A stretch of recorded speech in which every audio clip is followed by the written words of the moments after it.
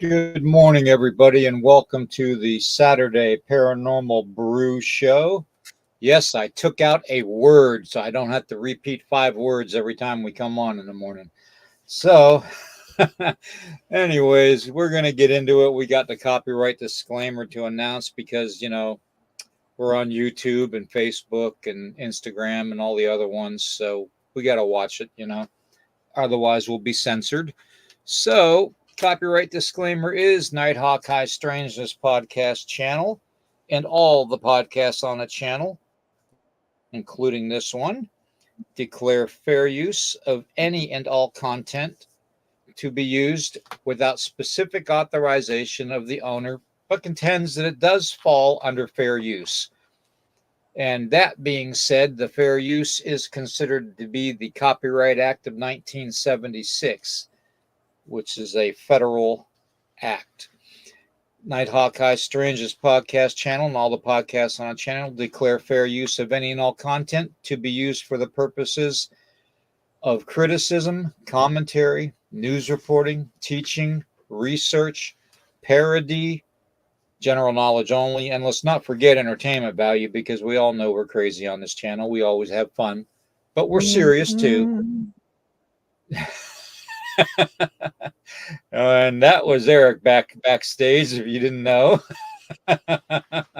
So that being said, I'm going to get this off of here, and you can see his bright, shiny, fluffy face. And we're going to get this mule train started. Morning, Eric. Hola, ¿cómo estás? Muy buen. Bien, bien. Muchas gracias. Yeah, muchas gracias. Hey. De nada. Top of the morning to everybody. How you guys doing today? So it's good to see everybody in here. I expected to hear them answer. Hear them answer. Candy, good to see you. Roxanne, you got your work cut out for you this morning, because I might be a little ornery too now. So after last night's show, let's see. We got Catherine. Catherine, good to see you. Who else we got? We got Griff. Griff is in the house. All right, Griff. Haven't seen him in a while. Good to see you, Griff. Yeah. Let's see. Camo Dad's in the house. Good to see you. Dave Lester, and I believe Melissa's in the house too. Woo Rider. Good. Everybody's coming in. Everybody. Oh, Camo Dad, you off work? Must be nice. Yeah. Hell yeah. Kyle, good to see you, man. Good. Everybody's here. Hey, the gang's all here. Yep, there's Melissa. See. All right. Good. Everybody's here. All right. Anyways, I wanted to start off today's show, Eric, and everybody in the chat, with bringing something up that I've been kind of curious about, interested in researching and learning a little bit more through investigations and stuff in the Ohio area. There is what they call the apex predator of Ohio now, and I have managed to capture a screenshot of a live video that was done by a paranormal researcher. I forget what his name was. Him and his wife were doing a video, and he wasn't there. She was there to do the first part of the video, and it was around midnight. And they were walking through this cornfield that had corn rows on either side of them, left and right of them. And it was like probably like maybe 50, 60 feet in between the fields that was open. And they caught something. They didn't realize they caught something right away on camera until they looked at it later. And I captured that screenshot for you guys to show you what they captured. And I'm going to put it up on the screen here, okay? And I'm not going to disclose what part of Ohio this was in, because I don't want everybody to just start, stomping all over the cornfields there in Ohio. but if you know about Ohio and where the cornfields are, you have a good idea. So, but here is the picture, okay, that I captured, and it definitely shows something. I haven't had a chance to fully analyze this yet. I didn't have a chance to expand it and blow it up and all that. So I want you all to see this. And this was probably probably about 3 weeks ago. This was filmed. Maybe a hair more than that. But there's what was captured. That is freaky as hell. Yeah, and they in the video you could hear sounds of something moving through the corn on 2 feet, definitely bipedal, and you can hear growls and howls a little bit, and very, very unnerving. Okay. And then when they looked at the video and they reviewed it, they found that there was something peeking out at the end of this one corn row at them. And it's my interpretation of this that might be, and Eric kind of confirmed that backstage, that we might be looking at a juvenile dog man. Mm-hmm. It Well, just I'm has, basing that off the size. I'm basing yeah, that off the size it is to the corn and the fact that the shadow makes the shape of a dog man. Even though the picture right. itself is blurry, the shadow looks that much like a dog man. And in fact, its height with the corn would suggest it's a juvenile. That's where I'm basing that off of. Right. Yeah. And I did the same analysis, but like I said, I haven't ran this through the gambits on my computer yet, but I will.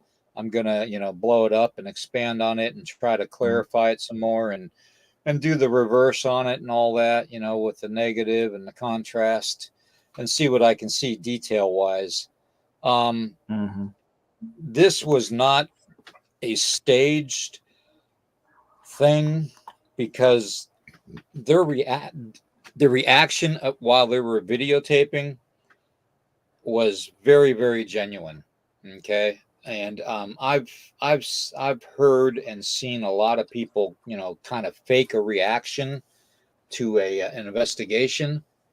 And, I mean, I've even seen people, investigators try to, you know, make it look like things got knocked out of their hands and they were pushed and all this.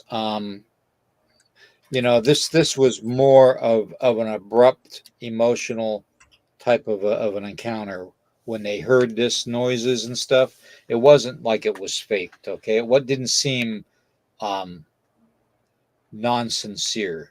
Okay, is that what I should say?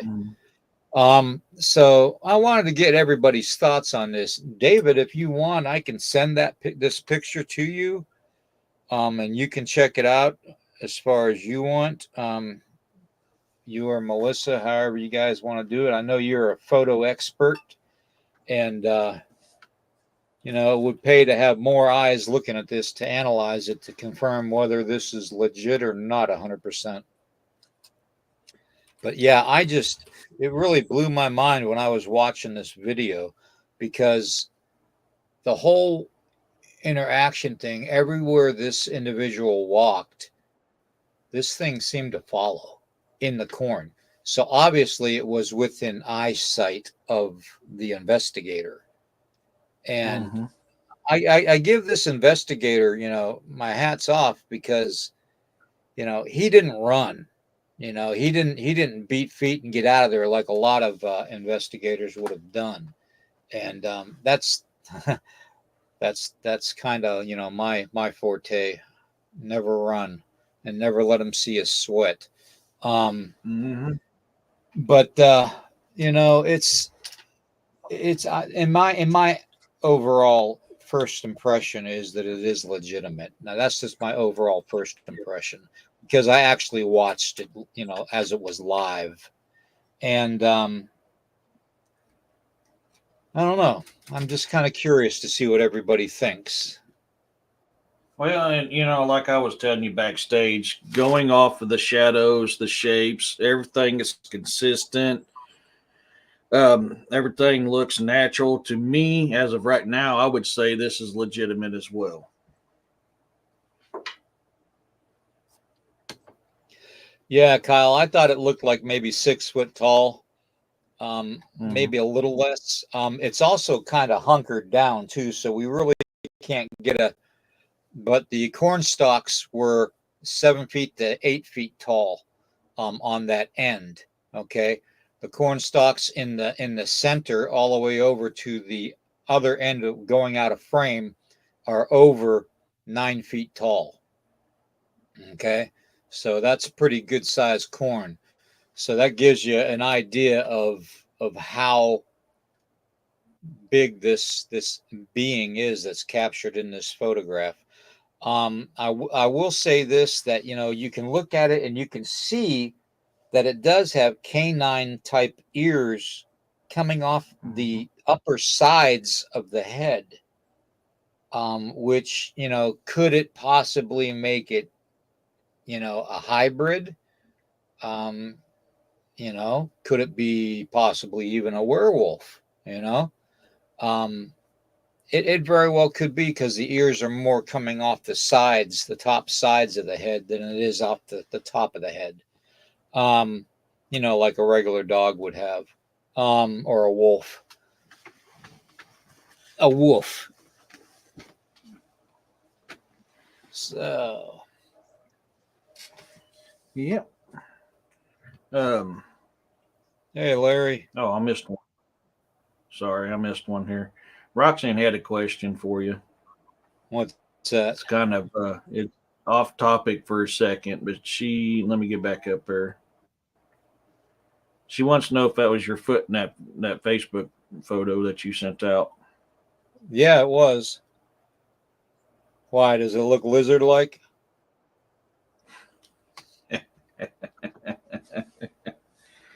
You got cursed with the reptilian. Yeah, yeah. It's on both of my feet, though. That's the thing. That's the weird thing, man. Both of my feet have that. It's like a diamond pattern. I don't know. That's weird. I'm getting But scaly. this one, yeah, and this one here, Kyle, you can tell it's crouched down. Um, I would estimate if it was standing at its full height, it'd be right around 6 foot tall, Yeah, at maybe a least, little less. because of that. Yeah, it'd be at least as tall as the stalk of corn right next to it. Yeah. And the reason why I was thinking juvenile was because I was judging by the crouching and judging by the corn, which the corn next to it looks like it's roughly 4.5, 5 foot tall at that section where it's crouched Right. down next to. And it would put its height right around that, maybe just a hair under. Well, here's another thing to consider too, being a cryptid investigator and paranormal investigator and Mm-hmm. supernaturalist.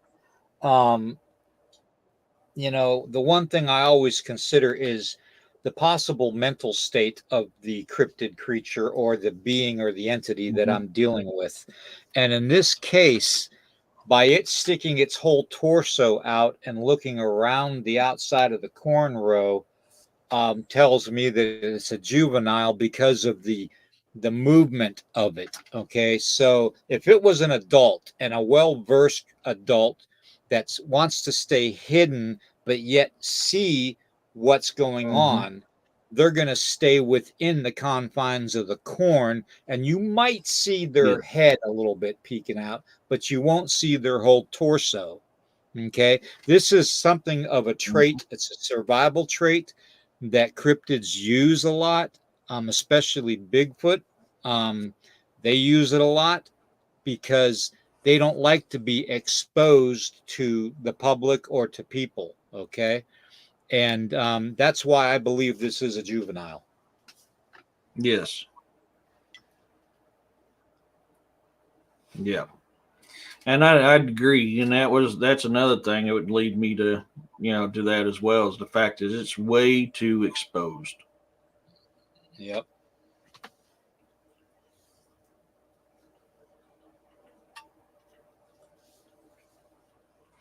It's on a slope, but so is the other corn, Freaky. Which, if you look at the corn on the other side of him, it's taller, and it's on the same row as the one where he's at.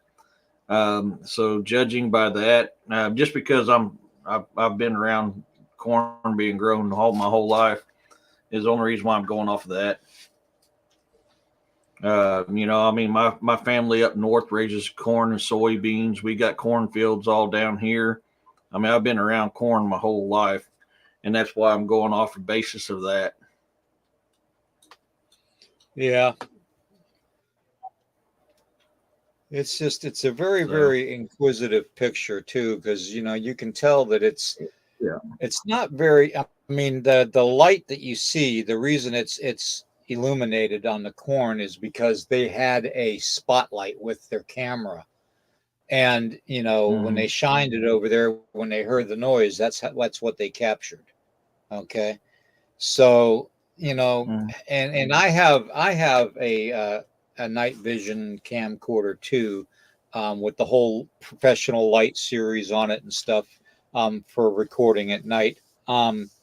If you don't want to use IR, because the one thing with investigators, what you realize is when you're out there in the woods or in the country, say, like this setting is, um, IR has a tendency to they tend to notice IR a lot more than if you're just doing it either without a light or with a regular light. And I don't know if that's because of the genetic makeup of their ability to see during dimmer hours or not.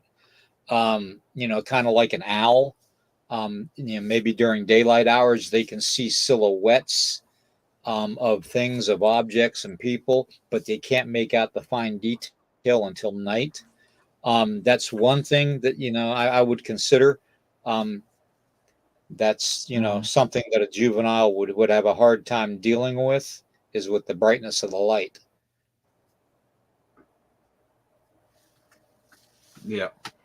Um, Kyle said something that's, you're talking where some of these guys are talking about the shape of the corn. Kyle would actually hit the nail on the head a little bit ago when he said fertilizer ran out in the hopper. And that happens quite often when you're fertilizing corn or crops, period. And if Exactly. you don't catch time, it'll run out and you'll see your crops, in this case, the corn, do exactly what it's doing now. So, I mean, that Kyle's 100% correct on that. I mean, Yep. that's not an uncommon thing at all. Yeah. Exactly. Exactly. Exactly. Yeah, and Yeah. it's something that's been reported. That's been Mm-hmm. it's been taking, people's livestock, have been being found, unalived. I'm going to be so happy being on Rumble and not have to mind my P's and Q's. Um, you know, I mean, we have to watch what we say, and all that, and make sure we don't show 30 seconds, more than 30 seconds of somebody's video, and because of Mm-hmm. this censorship crap, on Facebook and YouTube and even StreamYard now. That's why I'm getting rid of StreamYard, folks, and I'm just gonna Yeah. do all the podcasting right from Rumble. So, this weekend, this show right now is going to be the last Brew morning show for a week. I'm taking tomorrow off so I can tinker with Rumble a little bit and put out a couple videos, and maybe do a couple, videos on the equipment that I have here at the house. I've been promising the members of the channel I'd be doing some kind of channeling with the energy, with what I teach people with their hands and stuff, um, to improve their energy level, their frequency levels, and all that. So I'm going to be doing that kind of stuff too later on, tomorrow. So, I can put some stuff out for the members only channel. So Yeah. that being said, um, yeah, I was just really, really, really curious to what everybody thought about that. I'm going to pull this down now so you can see our lovely mugs, and, talk a little bit more about this. Oh God, I look like I'm hell frozen over. Anyways, I kind of want to hit anyway, something up. talked about here in chat, and this is something that you and I have discussed several times. There's a difference between glowing red eyes, which is tied to demonic activity, and there's a difference between red eyes from a flash via, yes, predators are very common with the red eye. And this is Yep. something I keep telling people all the time. They're like, well, when I see red eyes, I don't associate that with demonology. There's a difference between red eyes and red glowing eyes.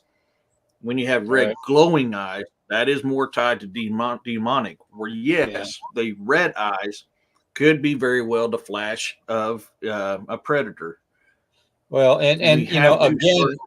yeah, again, I would say too, though, to everybody in the chat that we need to keep open minded enough to realize that a lot of these incidences of the paranormal and cryptids and supernatural activity are connected some way, somehow. Either there was a very, very traumatic event at a certain part of land or in a home which caused the supernatural to happen. And I do believe that certain cryptids are enticed or feel welcomed to roam within that highly supernatural activity. Okay, it's almost like they know that it's that active and that they can pretty much disguise themselves within that supernatural activity. Like Eric said, you know, when I say the eyes glow red, I'm talking the eyes will glow red. I'm not talking Mhm. like you know, looking at the eyes like you know, put it to you this way: when you hit a red reflector with a very, very powerful flashlight, what happens? Okay, that's the kind of thing I'm talking about. Okay, most apex predators are going to have green, yellow, and orangish looking eyes. Okay, have been reported.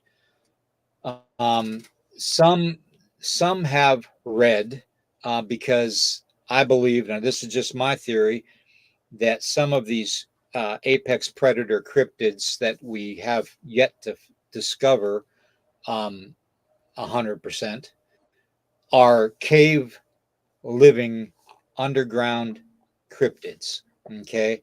Whether it's Mhm. Bigfoot, whether it's Dog Man, whether it's, you know, Lizard Man, you know, Goat Man, you know, um, Sheep Squatch, Bat Squatch, Pig Man. I mean, I can go on. But when you see something where the eyes glow and it's almost like they're shining a light at you, but you don't see the beam. That's what I'm talking about when it comes to supernatural entities. Okay, the regular shine, like you would see from, you know, like say your headlights hit a deer, you know, looking at you. You know, that kind of a glow, that kind of a shine is normal. Okay, and yes, they do have. There is times where you can see red. Yeah, and I believe that that is because they live underground in darkness most of their lives, um, because they come out at what time? You know, at dusk. You know, they're used to seeing within that spectrum of dusk to dawn, and I've always believed that. But you also have to figure too that there is that supernatural connection because there. Why else would Bigfoot and Dogmen be drawn to cemeteries? Mhm. Okay. So, and you have reports of them being so frequent in cemeteries or you know, grave sites, you know, um, haunted houses, you know, very, very highly active paranormal properties, land, Skinwalker Ranch, for example. Okay.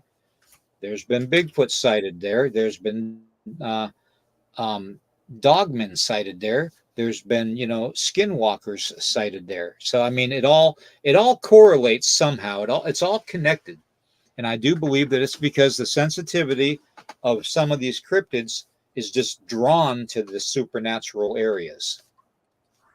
And again, that's just my opinion. So take it for what it's worth. You know. Yeah. Griff, I just posted something there. Yes, UK can download Rumble.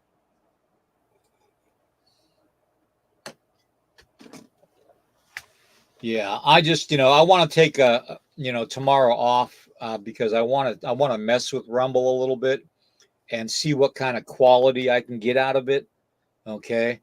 And I got to figure out how to upload the videos during lives and all that. So it's going to be a mess tomorrow, but you know what? At least I'll learn how to do it, and do it as professionally as possible, like our shows are, with the intro and the outro and the little videos and the pictures and stuff. I want to be able to continue that kind of a format for everybody to see. So Mm-hmm. Yeah. It's fun. I mean, I'm kicking around going live on my Rumble to do a current events a little bit in a couple hours. Haven't quite decided yet. yeah, I really need to I've set already that up got for a future date. But there's I've already got all of my good. other social media accounts set up on it to where I can run the podcast to them. So I've got YouTube set up on it. I've got Facebook set up on it, and I've got Twitch set up on it for right now. And Instagram, I believe, is also set up on it. Yeah.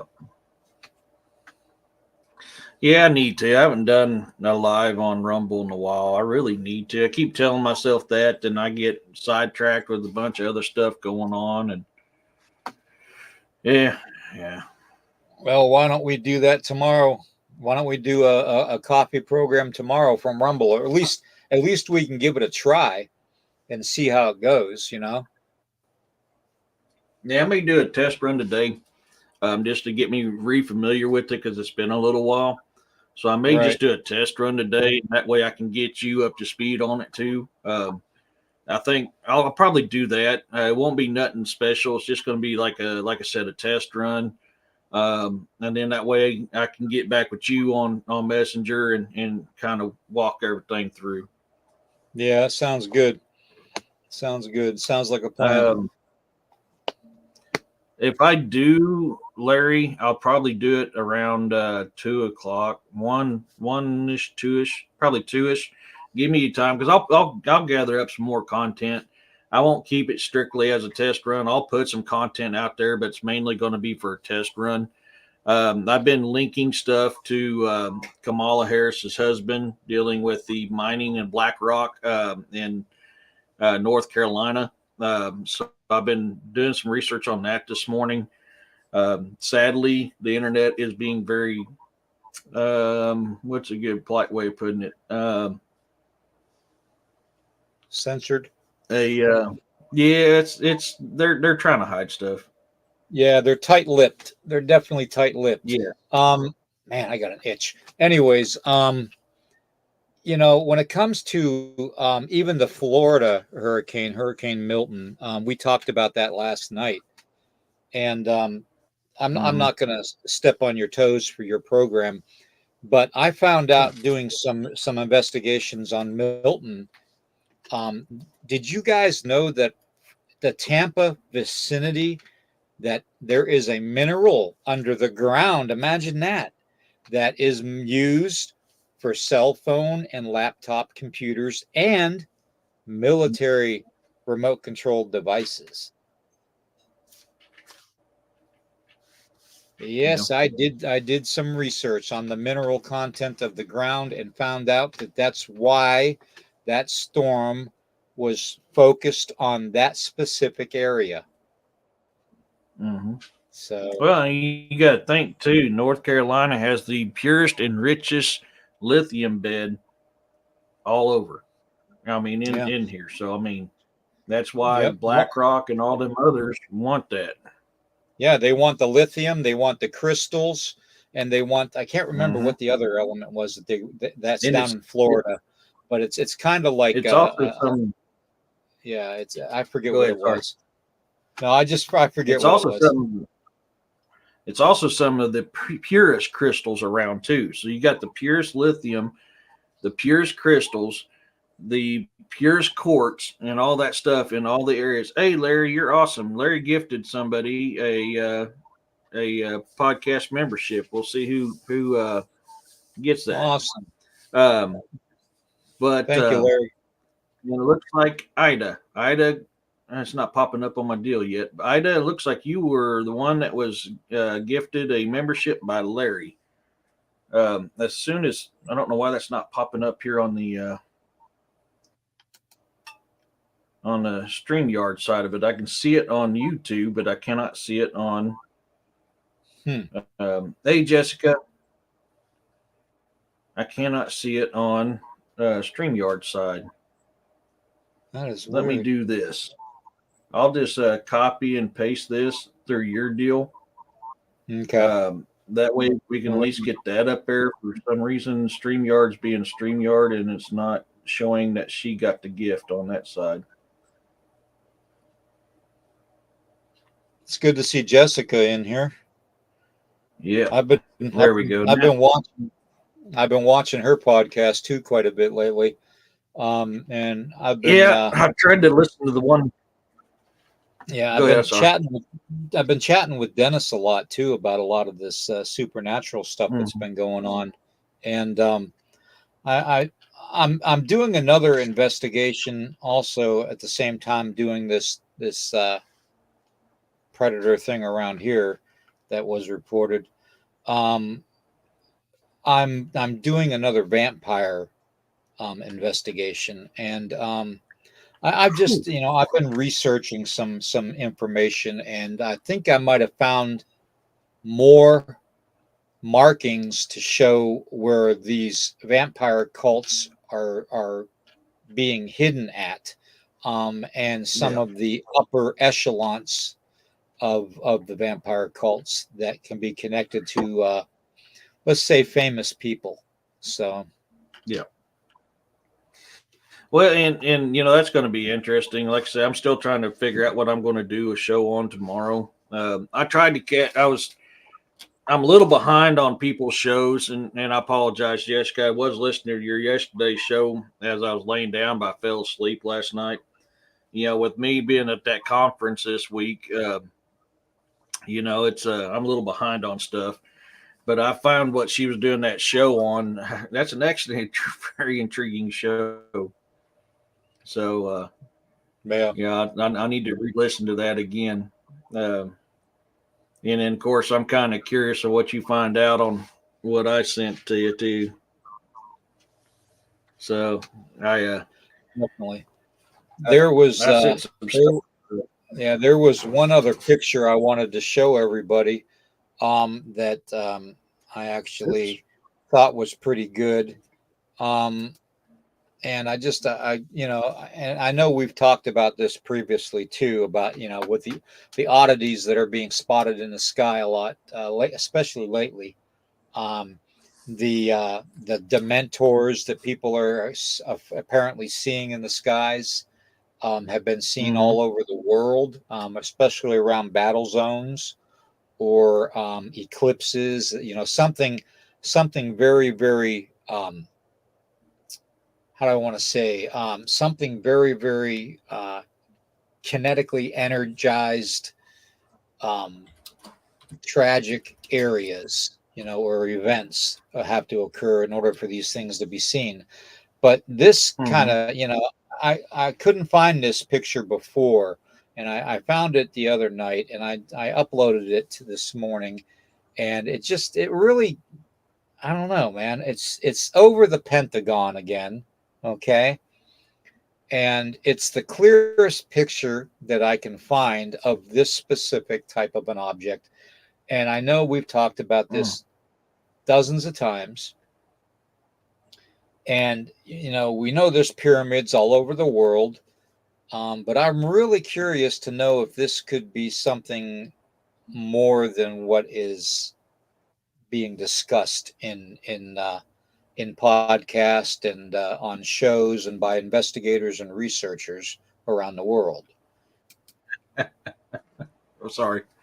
Yeah. Sorry, I was laughing at Hobbit. Yeah, the triangle, man, that seems to be the one that's coming out a lot. Yep. Yep. And that is a clear, I mean, we're talking a clear picture of the triangle or the pyramid. Now, I do believe that, Mm-hmm. I mean, you can see some kind of shadowing on the outer edges, the two angled edges coming down off the triangle. You can see the shadow effect. So, obviously there's more thickness to the object. Um, but we're seeing this crap all over the place, man. And what is this stuff? That's my question. Judge, judging by the way that this picture looks, you can see the reflection of the lights off the side of it, which with the base closer to the ground and the tip up high because you see the shadowing where it goes from bright to dark. Hmm. That's pretty telling. I mean, now looking from this point of view, that looks like it possibly could be a legitimate photograph. I'm not going to say 100% it is, but the Right. shadowing fits great. The reflection of the lights fit great, but we also know how systems are nowadays too. Right. And I will tell you 100% positive that that is the Pentagon building below that object. That is the Yeah. exact Pentagon building. I've been there. I know what it looks like. So I've been there. Um, yeah, it's I don't know, man. I almost feel like, are these the original Egyptian deities coming back? Now let's look at the movie Stargate. Yeah, I mean, and it's almost, it almost makes me feel like this movie Stargate is based off a fact.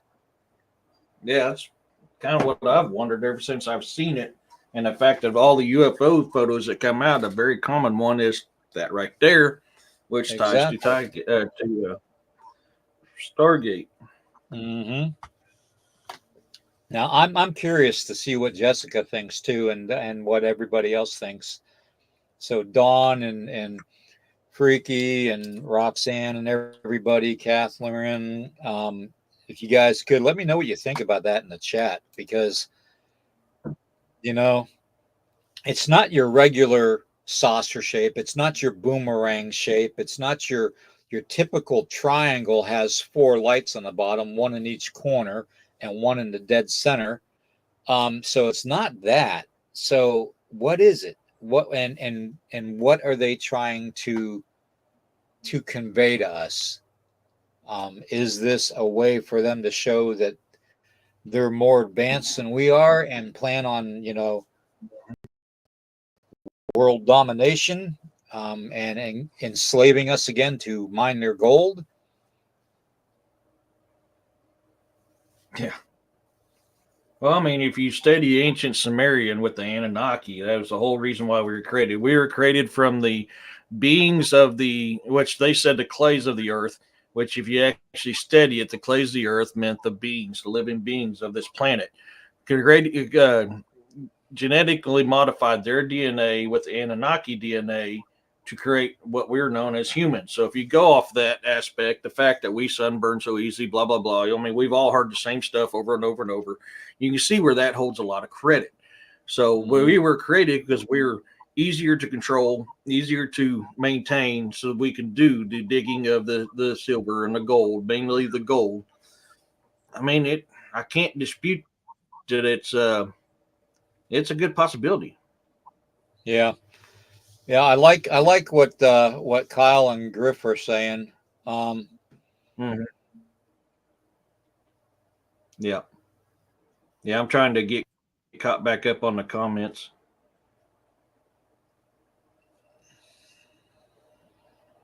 But I don't know, man.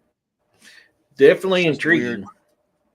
Yeah, I mean that's about I'm as not, clear as an image as you're going to find, especially and with that being a no-fly zone currently, because it's indefinitely been bumped up to a no-fly zone up to 99 1,990 feet above the Washington D.C. area. The only planes that are allowed to fly out of are out of Dulles, and Reagan National and BWI airports, Mm-hmm. and they're monitored very, very closely. So times being is what they are, everybody talks about WW3, and how we're on the cusp of it, which I hope we're not. I really do, but I do believe things are going to go Mm-hmm. south here pretty soon. So stay in contact with everybody and watch your six. Mm-hmm.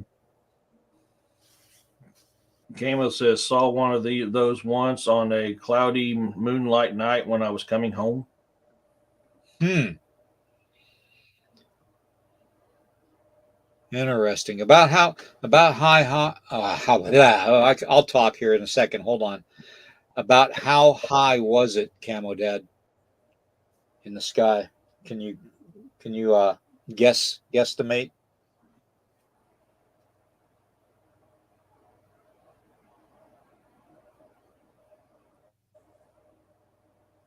Um,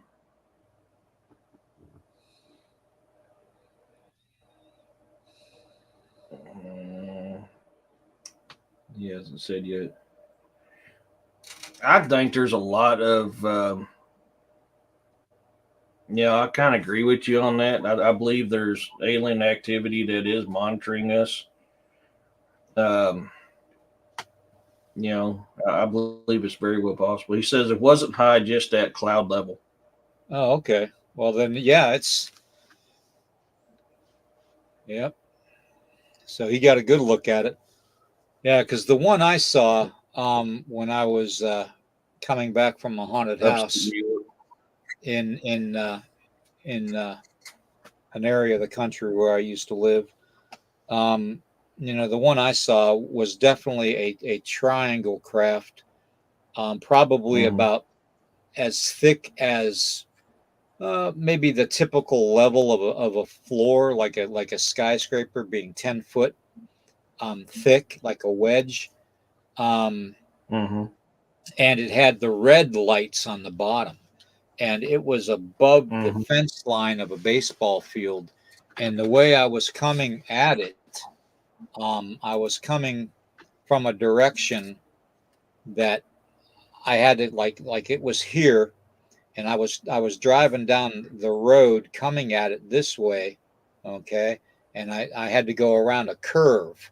And when I got around the curve, I was within, I could probably, if I would have gone over by the ditch on the road, I probably could have touched it. That's how close I was. Mm-hmm. And I remember nothing after that. I had two other buddies with me. I don't even remember taking them home or anything, but they got home. I remember coming to driving in our driveway at the house, and that was it. Yeah. He says it's upstate New York, and the thing was a giant. Hmm.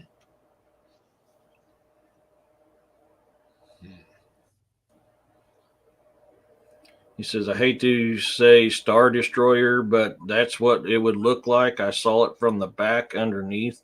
So he said it looked like, like the one of the Star Wars Star The Destroyers. battle Ah, yeah. stars, yeah, battle stars off of Yeah. Star Wars. Huh. I never really, here. Let me look at that picture again. Here, hold on. That It does have a Death or a Star Destroyer shape type shape to it, yeah, shape to it. yeah, it does. It certainly does. Almost like you're staring at the ass end of it. Mm-hmm. I mean, it's a It little really, bit wider at the base than a Star Destroyer, but I well, mean, at the it top, has, it's a little bit yeah, shorter. at the top of the red circle, I'm seeing coming off of the two top corners of that thing, you can see a specific line almost going to a Mm, point, and you can see the shading effect too. So Maybe that is the Mhm. ass end of something that we're looking at. Could be. I kind of see what you're saying now. It doesn't directly fit with the angle of the ship, but I can kind of see it. Yeah. Yeah.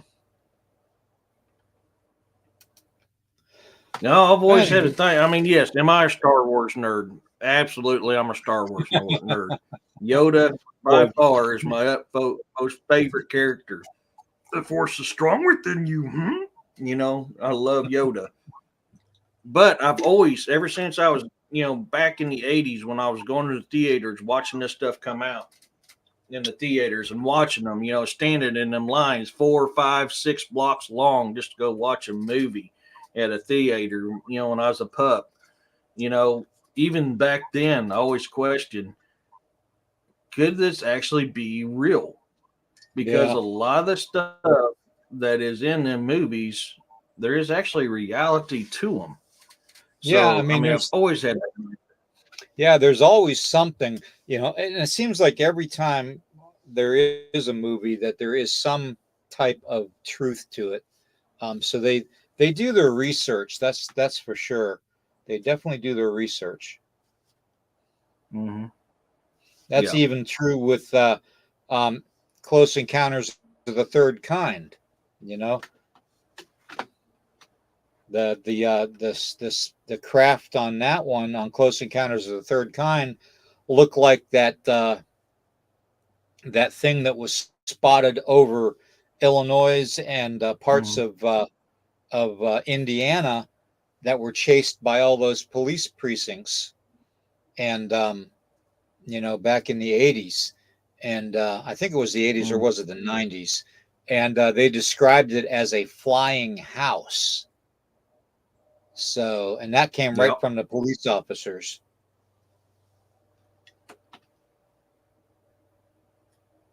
Yeah.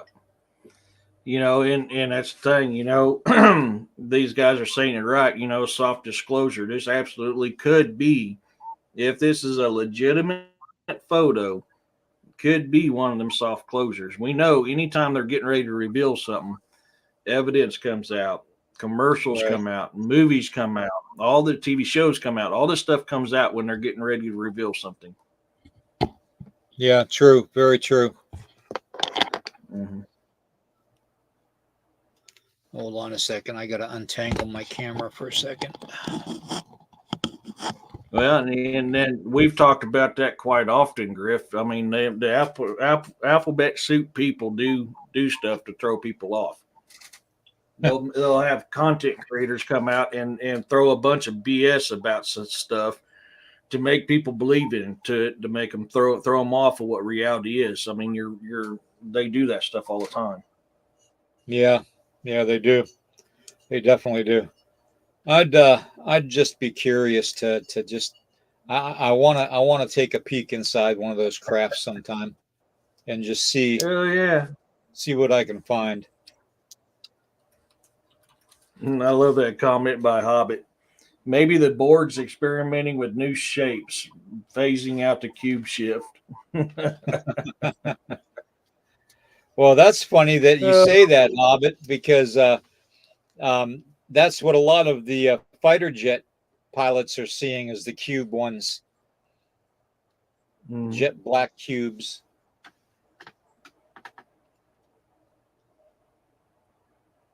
yeah.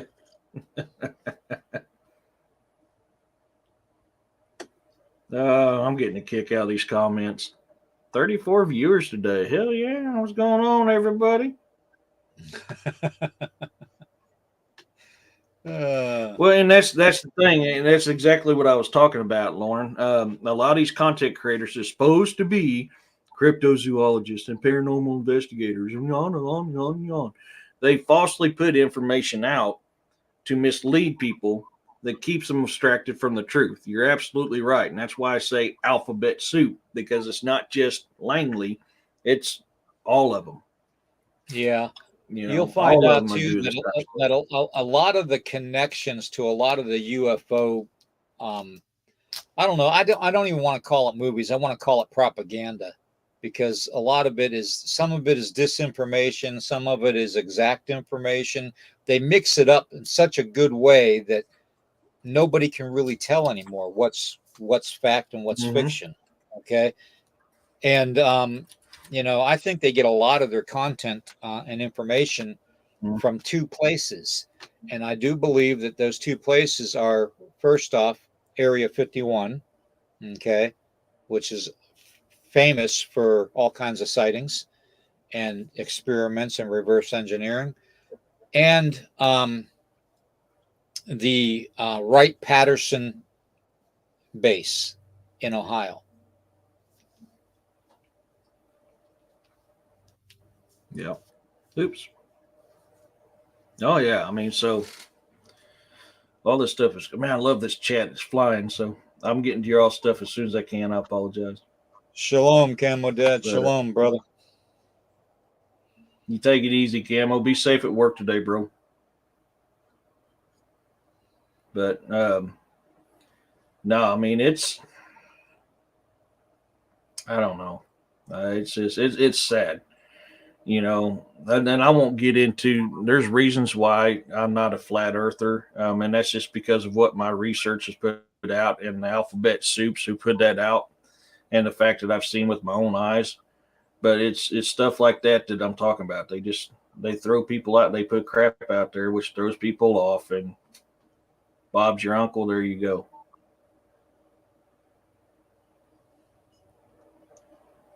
So I don't know, man. That's why I tell people, use your own. Yeah, Hey, Dugan Wolf. programming.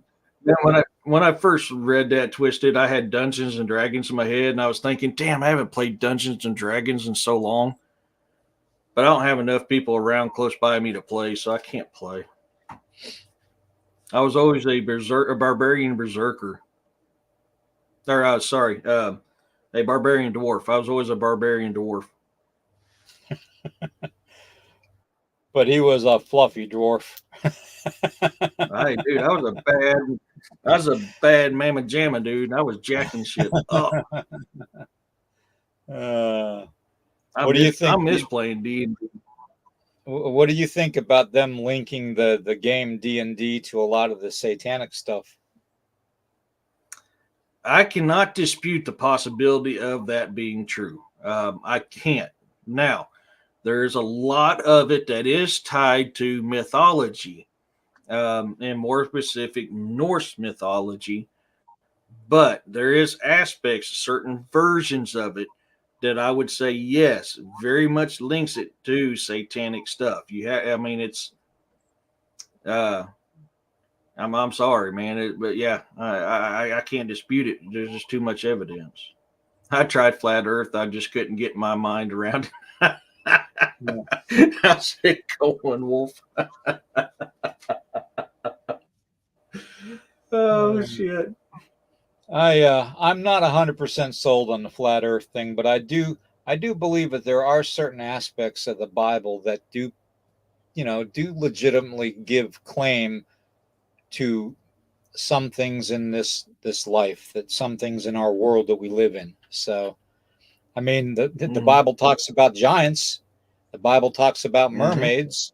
The Bible talks about flying craft, and angels that look like Ezekiel's wheel with thousands of eyes and wheels turning within wheels, which could be described as a UFO. There's so many things to the Bible and to other ancient literature that we can't really deny 100% of it. You know what I mean? There's some facts out of it too. So, well, and and that you bring a very interesting point up right there, my brother. Eyes, many eyes. People, when they read that, they actually literally think eyes, and it's not eyes. Eyes back then meant knowledge. They had a lot of knowledge. So when you're talking about wheels with eyes, it's not eyes, it's knowledge. It was wheels of knowledge. And we gotta keep that in mind. Hey Smurfy. Um, And I do believe too, though, Eric, that they possibly could have misconstrued the concept of visual eyes with windows or lights on some of these objects. yes, yes. And that's the thing too. The Book of Enoch and in oh, I forgot the other name. Um, they all were sitting, went up to heaven, and they described looking upon the earth, and it was round. It was like a sphere. Well, if Mhm. you study a lot of other ancient religions and how certain people were taken up to the heavens, they describe the very exact same thing: round, like a sphere. Um, and we got to keep that in mind as well. So I don't know. I mean, and that's interesting. We kind of hit that a little bit. I think it was last week, Lauren, about portals, because when Enoch was taken up to heaven and spoke with God, he said there was 12 portals, and from those 12 portals came 12 angels that were translucent. Um, and this is where I brought up. We know about the Bermuda Triangle. Well, there's 12 places on the planet that has that style. That's just like the Bermuda Triangle. Six above the equator, six below the equator. All of them are in the exact same line with each other except for two, the North and South Pole. And that's why I posed a question. Could the 12 portals and the 12 translucent angels that Enoch was talking about link to those type of portals? The ones like the Bermuda Triangle. Now we know there's many, many different kinds of portals, but I'm kind of picking at the 12 that Enoch was talking about, and the 12 we know of that's like the great is like the Bermuda Triangle, which is a different Right. type. And you listen to the Anunnaki. The Anunnaki talk about how they use portals to transport all over the earth. All this would fit in with all this.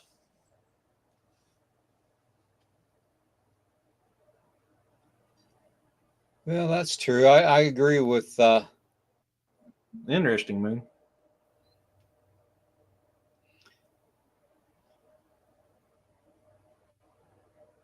I'm trying to get caught back up on the comments. Dude, I'm so jealous of you, Hobbit. I have nothing anymore because, I haven't played since I was in Iraq. Last time I played D&D was in Iraq, and that was 2009. The last time I was there.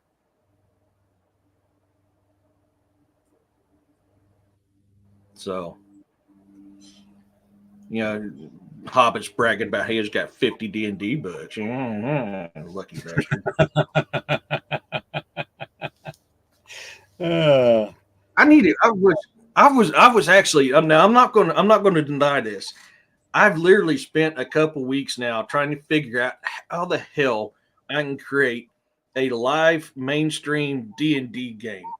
Because I was like, man, I know I've got people out there that love to play, and I think it'd be fun because I have nobody. I live out in the boonies, y'all. I mean, I literally, you go till you hear banjos, then you keep going till you stop hearing banjos, and you're getting close to my house. I mean, uh, sorry. I mean, that's where I live, so I don't have nobody close to play D&D with. So I was like, dude, there has to be a way that I can figure out how to mainstream playing a live mainstream D&D game.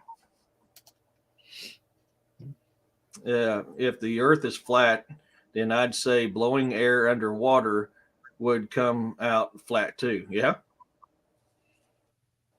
Further you get away actually, from anything that looks around. Yeah. Exactly, Kyle. I've seen that with my own eyes, up in the sky in aircraft and out in the middle of the ocean, where there's literally nothing around. You can see the curvature of the Earth. Whenever you're leaving from a continent, it doesn't get smaller. It hides behind the waves. If it was flat, it would get smaller. It wouldn't hide behind the waves. The well, Norse talk about coming up on the land and seeing a peak and how the peak grows and the continent goes out. If it was flat, it wouldn't be that way. yeah, and one thing that you got to consider too, though, is people's perspective is going to change. Mm-hmm. It's like if I take my buffalo skull here, okay, if I take my buffalo skull, okay, you see it there? If I take my Mm-hmm. buffalo skull and I place it in a circle of people, okay, and people sitting around in a circle, and place that buffalo skull in the center of the circle, Mm-hmm. everybody's going to perceive that skull from a different perspective, a different angle, and they're going to see different things. No one thing is going to be exactly alike because angles are going to be off, shadowing is going to be off, colorization is going to be off on the skull itself. The shape is going to be a little off. Nobody is going to be exactly right. Okay. And Mm-hmm. I do believe that when it comes to our Earth and the whole flat Earth theory, that has something to do with it also. Okay. So we have to remember that, when we do that, everybody in this circle could be completely right because of what perspective they're Mm-hmm. seeing. So, and Yep. that's just an old Native American thing. So, Yeah.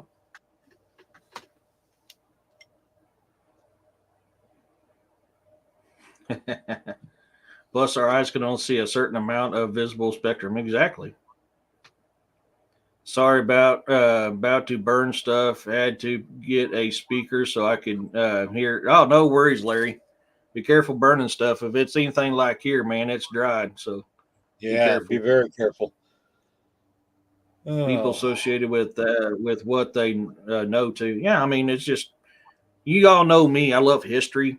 I love taking history and bring it to. I'm not one of these people that the newest fad. Hey, a chicken has blue feet. Now all of a sudden, no, yeah, chicken has blue feet. Blah blah blah blah blah blah blah. And there's nothing to base it off of. I like going in history, pulling the mhm. history from our ancestors and what they talked, the people who lived, dealt, and communicated with these things, and bringing that to the light. That's Well, me. and I mean, I yeah, and for the longest time too, though, before the birth of Christ, a lot of the pictographs and all that and hieroglyphics that you see written Mhm. from the old days never depicted a moon. Okay, um, even in some of the nighttime Renaissance artwork, they never depicted a moon. Why is that? Mhm. You know, Well, did, did did God create the moon? As a lesser light, it says that in the Bible, but maybe the lesser lights are all those stars we see in the sky. well, and I'm going to play devil's advocate here because I'm going to go back to history again. Most of your religions talk about how a god or gods created the sun and the moon.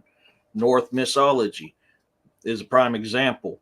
The Bible, the Torah, the Quran, Egypt, all these people talk about how the god or gods created the sun and the moon. So there was a moon. There's always Mhm. been a moon in history. You can find that in all your ancient religions. They all talk about this. Some of them, like Norse mythology, you have a Jotnar that pulls the sun, and you have another Jotnar, which are sisters that pull the moon. So this is where lunar and solar come in as the names of the Norse Jotnar giants that were put up into the sky to pull the moon in the sun. So all these talk about this stuff. So I'm not one of those that would say there was never a moon, just because there's too much written religion from history that talks about it. Now, could that have been destroyed or manipulated? That is possible. They could have been destroyed or manipulated. I will not dispute that. But there's too much history about a moon to suggest that there's not a moon. That's my devil's advocate side of it. Right. Well, Roxanne, be safe. I hope everything goes well. Prayers. Yes, Roxanne.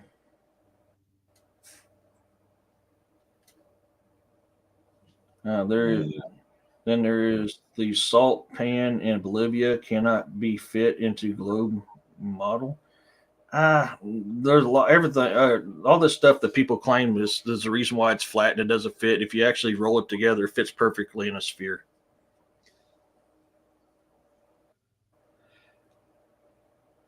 You know what? I'd be curious to see what Alexa thinks the differences between a spear and a globe are. I'd have to plug her in and let her reboot. Give me a moment and I'll get her set up. I always unplug her when I'm not using her because I don't trust her.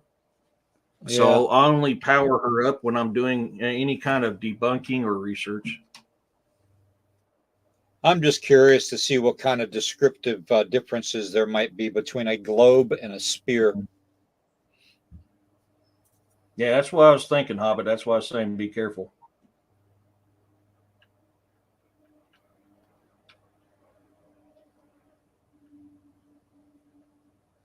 She's still powering up and connecting. I mean, that's your opinion, Moon. I can't dispute your opinion. I will never tell you to know. I mean, believe what you want. I just believe what I see and know. I mean, I can't dispute you on that.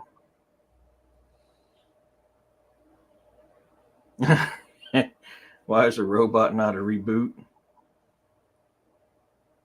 Unplug the wife whenever I leave the house. Look up Hebrew and Greek meaning to William. All right, she's in. Yeah. So, Alexa, what is the difference between a sphere and a globe? From maindifference.net.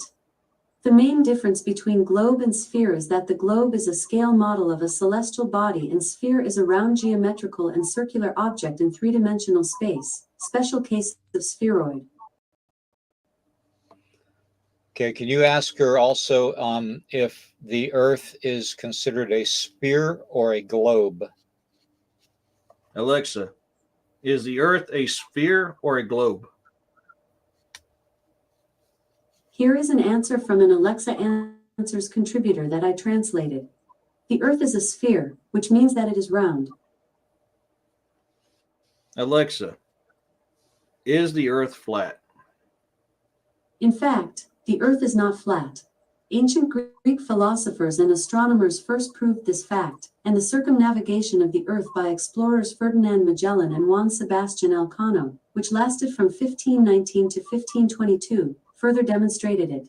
Isaac Newton later established that the Earth was an ellipsoid instead of a sphere. That's what she says about that stuff. Yeah. No, it's not that we If we're believe done- Alexa. We just like trying to stump her. Yeah. If we're done, I'm going to unplug her because, like Yeah, I said, go I ahead. don't like to have her. Just because there's too many bad things with her, but at the same time, when a company gives me one that I know has ties with certain entities, I'm going to have fun playing with it. Yeah. So I just don't keep her plugged in. You know, Yeah, I don't blame you. it's I'm always curious of what information they force her to tell us, and that's why I like to use her. Now, she has said some things, on these shows that it's like, wow, because that's same stuff we've been talking about too. All right. That power down sound could be no.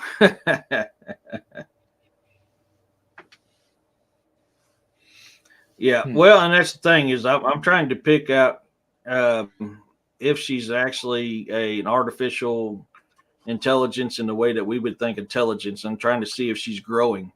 So I'm always trying to figure that out with her. Well, because I'm not a fan of AI. I mean, on some things I use AI, yes, like when I'm generating art cover or artwork for book covers, for merchandise, stuff like that, for shows. I like using AI for that. When it comes to knowledge, I'm always curious what they put out because I mean, like we've seen multiple times last night. As I've said it, bull crap. We know for a fact that this is out there. Whenever she says, "I have nothing on that," it's like an egg. I put the Earth more like an egg, Hobbit. So yeah, I can see that.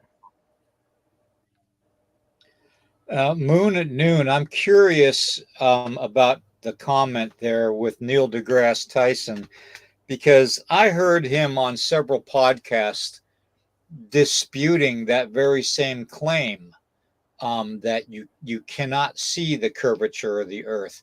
I've heard him say that flat earthers are basically crazy. That there's no proof of it existing as a flat Earth when in actuality it states that in one of the oldest scrolls, and even the Emerald Tablet talks about it. Mhm. So, One of the sandstones from ancient Sumeria, which is one of the most ancient religions out there on the planet, talks about it as well. The thing is there was a deal that came out a few years ago, and this is a former CIA or a worker of an alphabet soup that starts with a C that came out and said, yes, we put that information out to discredit and to get people off track of what the truth is. I mean, this right. is straight from the horse's mouth. He came out and said exactly that. That was his exact words. Yeah. And I'm sorry, I apologize. I don't mean to offend anybody, but I'm not a big Neil No, deGrasse Titan or Neil no. deGrasse big advocate. I don't really, because he always quotes himself, but it's opposite of what his actual quote intended. So he's always, changing it up, changing it differently. He's almost like a female Kamala. Hmm. Is he the one that I'm thinking of that was huge on this flat earther stuff? And then like years later, he came back and goes, man, yeah, I was wrong. Is he that one, or am I thinking about somebody else? Now Neil deGrasse Tyson is oh God, he came out, he's I'm not even sure what his background is, whether he's an astronomer or astrologist or something along that lines. I know he's Hmm. got a scientific background too, but it just seems like every time he speaks like he is 100% convinced that he is right and everybody else is wrong. Okay, that Hmm. nobody else's opinion matters. When in fact, in factuality, the actuality of things, when you're investigating and you're researching and you're experimenting with things, you need to have outside influences and thoughts on the process, you know. And Neil deGrasse Tyson doesn't do that. He makes it seem like everybody's stupid, and that's why Hmm. I don't really agree with the way he does things. And like I said before, he'll contradict himself after he says something. So Yes, that's. I think it's the same guy I'm thinking of, and Smurfy said it right. He'll literally just repeat the most popular theory that it's fact. And if this is the same guy that I'm thinking of as well, but there was another gentleman that was pushing the flat Earth objective like hard, like this is fact. There's no way. This is fact.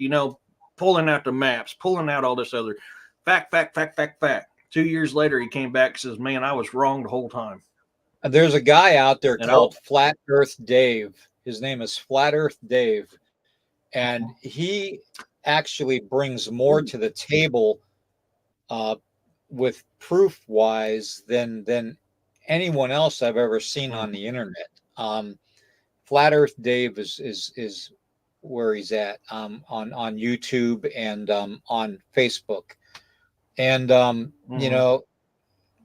he not only brings the Bible version of the Earth being shaped a certain way, but he brings in the scientific aspect of it too. Mhm. And Neil deGrasse Tyson, he doesn't like Flat Earth Dave. So if he believed that the Earth was flat, why is he? I think Neil deGrasse Mhm. Tyson is exactly what Smurf says. That he is just one that he's going to go with the flow, and just kind of Mhm. do it. A yes man. Why do you resist watching what was emitted on network shows? Because it's network shows. Sorry. I'll be honest, that's my opinion because I know what goes on with certain programs from alphabet soups that's put on our mainstream media, mainstream TV shows. That's why I don't. That's why I dig research into history. Yeah, That's mine. That's for me. yeah. Now if you have someone that is set in their ways and is refusing to look at something in and investigate something in a different perspective or viewpoint, then you're not researching the entire event. You're not researching the entire object that you're researching. And we need to keep that openness. We need to keep that interactiveness between everybody that's investigating this stuff to determine what is fact and what is fiction. Literally, we need to have each other's backs in this. And when you have someone going around preaching disinformation or saying one thing one day and the next thing that's something completely different, that's where problems rise up. And that's what makes the community at such turmoil and chaos towards each other. It's like how the theory of Bigfoot and Wu, or the story of Bigfoot and UFOs. I mean, it is what it is. There's questions out there that even we as researchers and investigators over our vast years look for answers. When we can't find them, we don't shrink our visual sight, we expand it to encompass more of information. Yeah. And I think a lot of people, hey Richard, I think a lot of people just they tend to put the blinders on. Yes. So when I was doing so, actually Neil, I believe, was the first person I've ever heard talk about the flat Earth, and I've heard several other people talking about it as well, which they brought up some points that brought up my curiosity. So when I start doing more research and researching more and going into history and stuff I've seen with my very own eyes, I mean, I can't not deny what I've seen with my very own eyes. The more I started seeing how everything contradicts itself. They say you can't fold it this way and it has to be flat. No, I can fold it this way and it actually becomes a freaking globe, a sphere. Right. Right. And so this is when I'm doing research on this stuff, it's I'll give them credit and I'll look into it and I won't deny them. And then as more research I do, the more I do their test and do their stuff, the more I debunk what they're saying, which is why it leads me. Now, if you want to believe in it, I mean, I'm not going to tell you not to believe in it. I'm sorry, I can't, because I know what I've seen with my own eyes and I know what I've debunked and I know what history says. And that's, I'm going to come off of that way rather than this other stuff.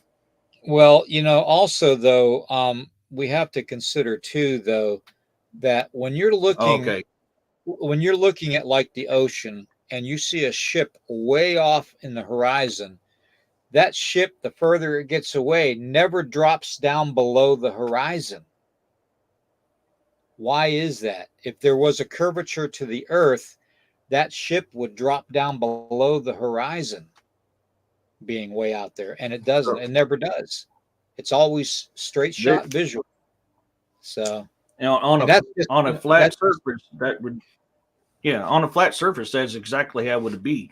But this is interesting here, because with my very, very own eyes, I've seen the curvature of the earth twice, once from sea level and once from up in a plane. Now, it's like I've talked about several times. When you come up on a continent or you leave a continent, you'll see a little peak of something like the highest point of the continent. And as it grows, it also expands, which is where it's hiding behind the curve. Hence the name, hiding behind the waves, because out in the ocean, that's what you see is the waves. Now, I have seen ships where they've only gotten smaller, and that's usually because they're running at an angle differently than the ship itself, which would cause it to get smaller and look like a flat earth aspect. But if you actually watch one distance running away from each other, they shrink. They don't, or they hide behind the waves, which is where you see the curve. And that's where I get at. So, I mean, I can't deny what I've seen with my own eyes. So the fact that he says you can't see it with your own eyes, I'm sorry. I've seen it. I accidentally cut it when I was opening the box. Yeah, hold on a second, everybody. I want you to do a shout out. I want to do a shout out to somebody very special today. We've been struggling to feed the animals around here that get dropped off and get left behind by people that don't take care of their pets. And I want to give a shout out to Lene Perkins. And she just sent a 20-pound bag of cat food and some food for Jacob also to us. And thank you, Lene, for everything you do to help out these animals and to help out Jacob. That means a lot to us, especially at a time when we're having it very, very rough financially. Because with my disability, I don't make a whole lot of money, and it is what it is. But it's it's still it's appreciated very much. And Lene, if you're out there, I wanna say thank you very much. We love you. You and your husband and your family are family to us, and you always will be. Okay, and Jacob loves you too. So Yeah, she sent food for Jacob too. So we appreciate that so much. You're awesome, Lene. You're a rock star. We appreciate you. So, but yeah, I mean, back on the deal here, if you want to believe that way, I want to let you believe that way. I'll be never the one to tell you to believe something that believe my way. I always say, take what I say with a grain of salt. Don't take it for granted. Do your own research. Come up with your own opinion, your hypothesis. I am not here to dictate what people believe in and what they don't. I believe what I believe in because of my research and my own eyes. Yeah. My opinion is because I'm hopped up on caffeine. So sorry. I thought it was going to be my opinion is because I'm a freaking rock star.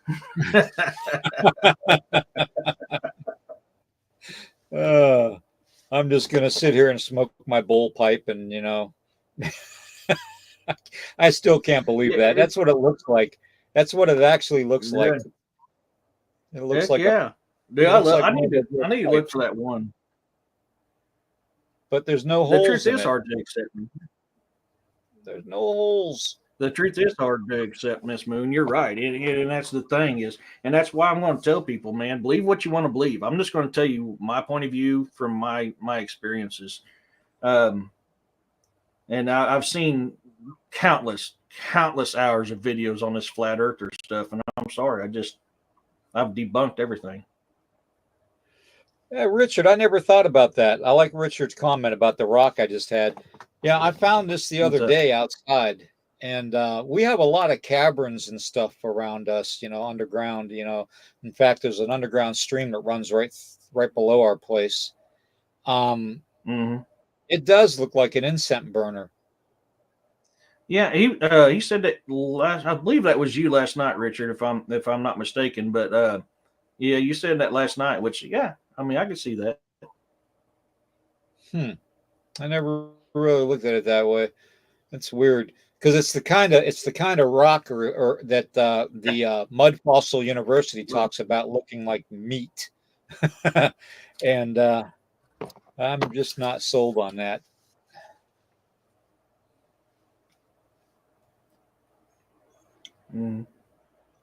I love you see that moon at noon. Moon at noon means man. M-A.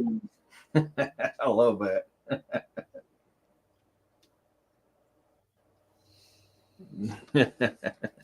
Yeah, I need to find that one rock. I need to figure out what I did with it because I want to show you because it looks very similar to what you was talking about. Like I said, for mine is you can tell it looks like fossilized clay because it's really brownish color and it's a long teardrop, but it has a hole right at the end, same as like that one there does. I don't know. I just thought that was cool. I saw it and I was doing something I shouldn't be doing outside. And you never. Yeah, and I overextended myself and I looked down at my feet and there it was. So I don't know if it was a gift or what, but I'm gonna have to try it out and use it as an incense burner and see what happens. Now, if I get all kinds of bad mojo because it's an incense burner from some weird freakish, occult from the year 30,000 BC, I'm going to be very, very upset.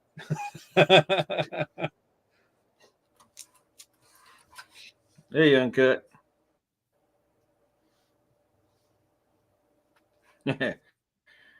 Could it be a lightning rock? I don't think so. The only difference, I mean, Yeah. it's not scarred with, high heat on it. It doesn't have the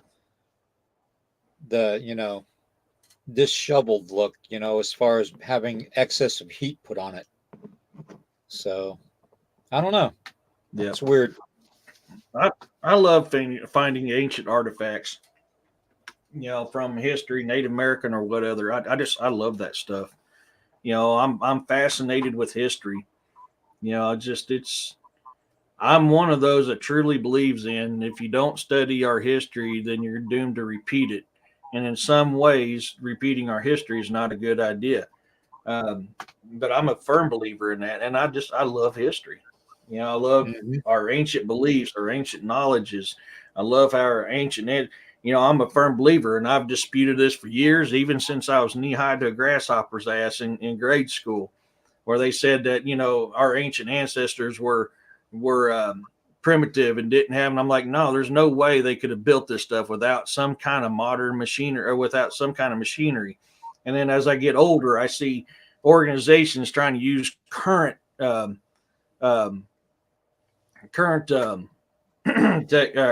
mechanisms or machines to rebuild what they did back then, and couldn't even do it. And there's so much stuff. I was like, I've always been a believer, just because of the stuff I've seen and studied, that would suggest that they had modern technology or advanced technology and advanced machinery to do stuff. And one of the biggest things that I believe in, because there's so much evidence in ancient texts, that they use sound waves as well to move things and to shape things. Yeah, true. So I don't know. I'm gonna have to mess with it and see what happens. mm-hmm. Maybe I'll put it in that video I plan on doing about manipulating your energy and stuff with, and moving your energy force around, for the members only part of the channel. I'll have to incorporate that somehow. So heck yeah, man. I want to see that. I mean, I'm definitely into that. I just found the black triangle. It's the Black Pyramid. I found it, everybody. That's actually a piece of look at take ancient Anunnaki, for instance. They literally had flying machines, and you see the depictions and you see all this stuff, and they talk about sound and portals. That's advanced technology and advanced machines from a time frame that we're supposed to be ooga booga, oh do do do do. I'm sorry, I can't. Right. I can't subscribe to the fact that they were primitive and didn't know the difference between their ass and a hole in the ground. I'm sorry, I just can't. I believe that's a serious discredit to our history and our culture and everything. Moon at Noon. Is that the Christina Gomez that is the actress that you're talking about? Is that who that is?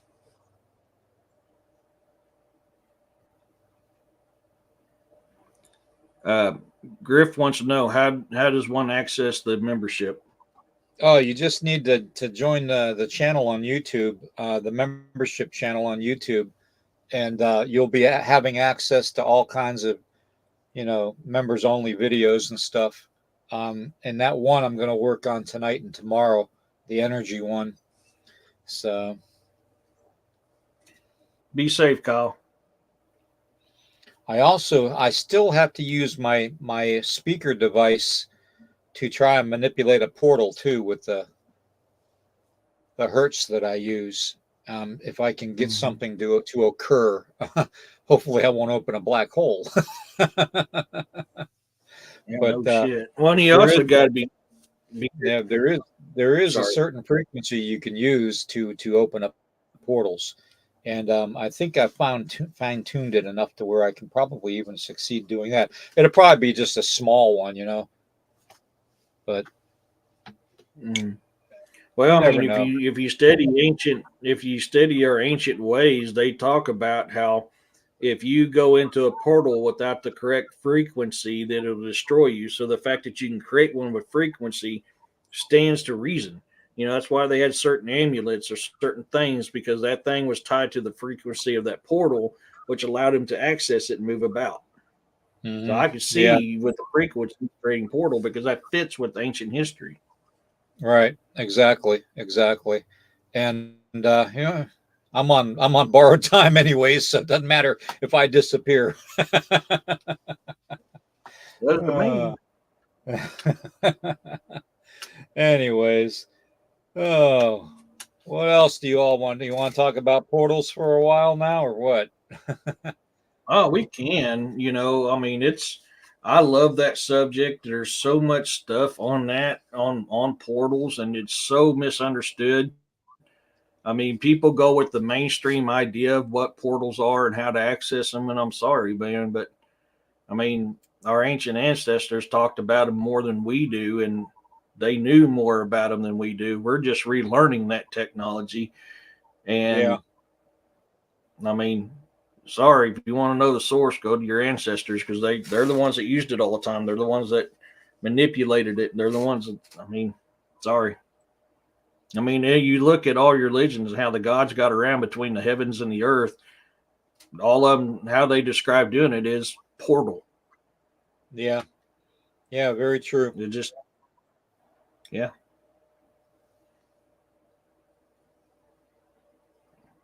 Richard says, I want to learn how to bilocate.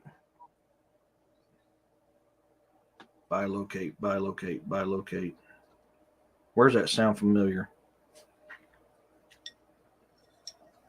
But no, I mean it's true. I mean even the most ancient of religions talks about portals and the fact that if you don't have the right frequency, and everybody wants to talk about Bigfoots going in and out of portals. I'm sorry, I'm not a subscriber to that. Would the holy people of the Bigfoot tribes be able to access it? Yes, there's plenty of Native American lure behind backing that up, which suggests that. But you're running the mill every day, Bigfoot. No, I'm sorry. There's too much evidence out there that I've seen with my own eyes that would suggest they have adaptive camouflage. They're not going in and out of portals. Well, and also you got to remember too that when somebody is picked or selected by an elder to be a holy man or a Wachashawakan, a medicine man, Mm-hmm. for any nation, they're picked for a specific reason. Either they were born during a certain time, or there's something dramatic happened during their birth.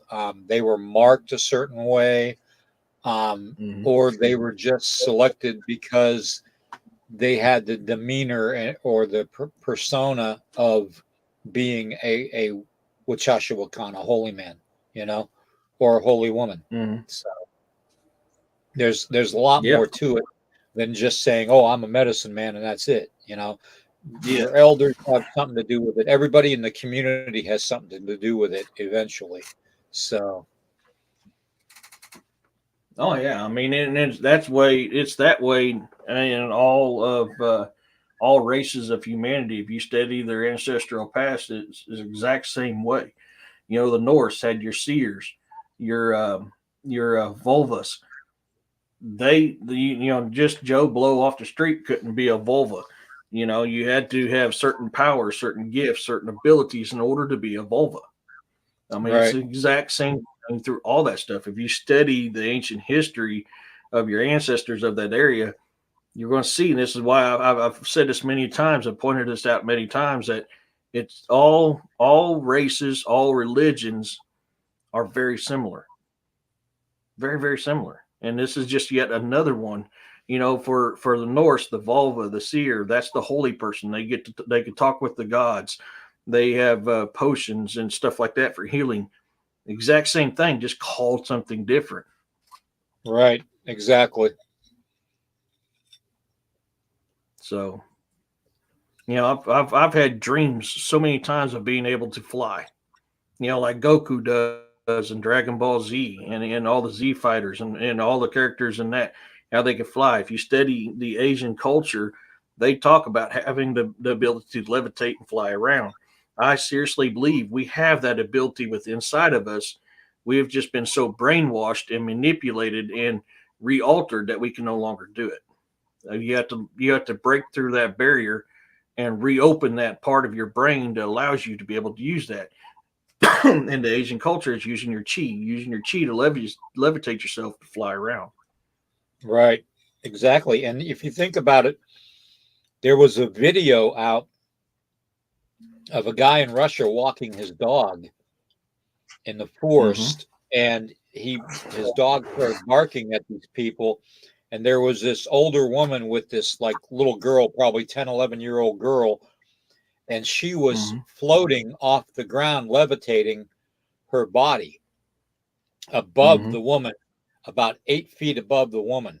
And the actual position of the girl's body when she was levitating, which was very interesting to me, was the exact depiction from somebody in one of the religious texts that drew a picture of what it looks like when you levitate, what your body shape is, and she had the Mm-hmm. exact shape.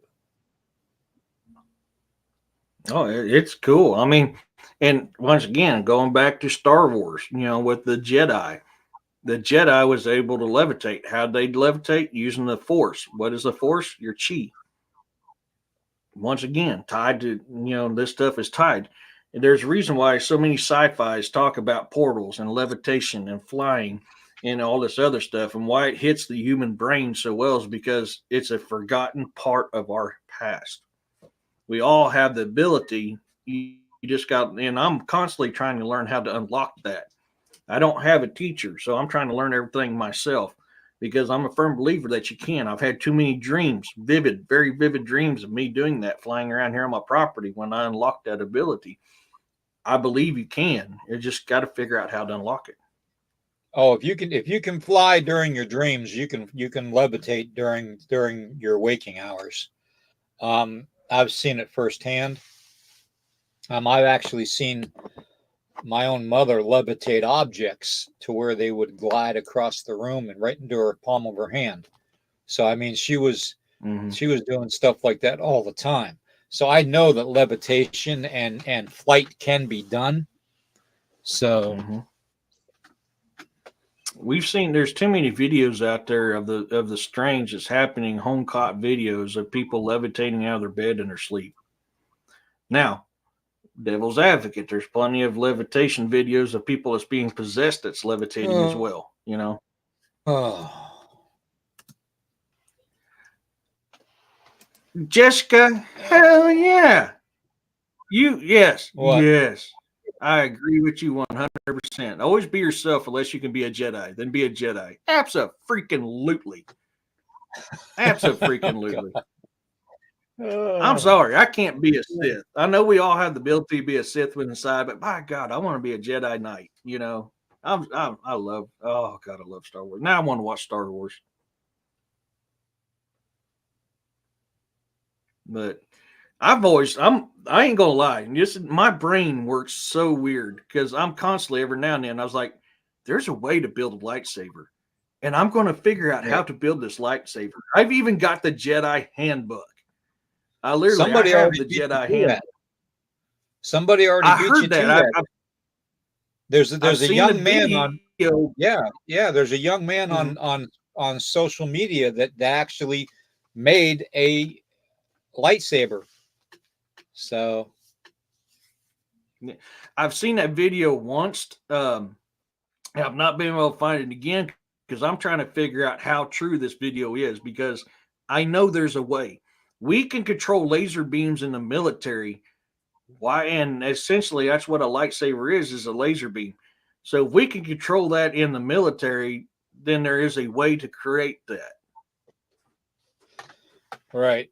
Now, with the whole levitation thing and teleportation, that depends on your personal vibrational frequencies. You need to be able to channel your frequency through your body and into your chi, your some people call it karma, some people call it chi, some people call it just your your energy, your force field around you, your personal space.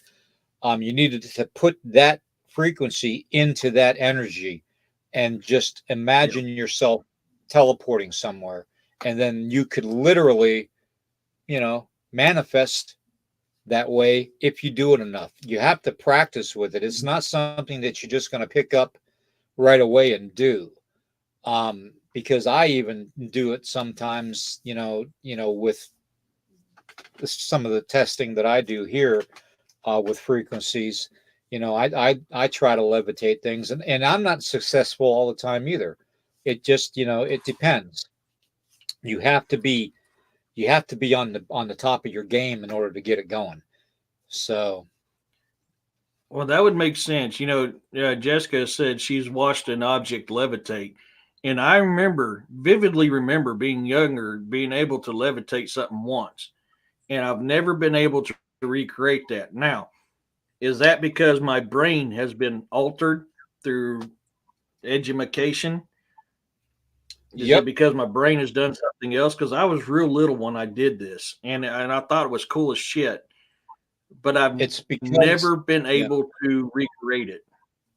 it's because of the way that you were raised. You weren't raised to experience it, the development stage of your mental focus, your mental acuity, your physical connection to things, Mhm, your spiritual connection to things. mhm, You didn't make that connection and learn from that early in life.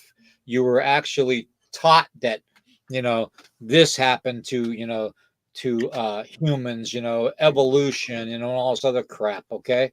And we were basically brainwashed. Okay.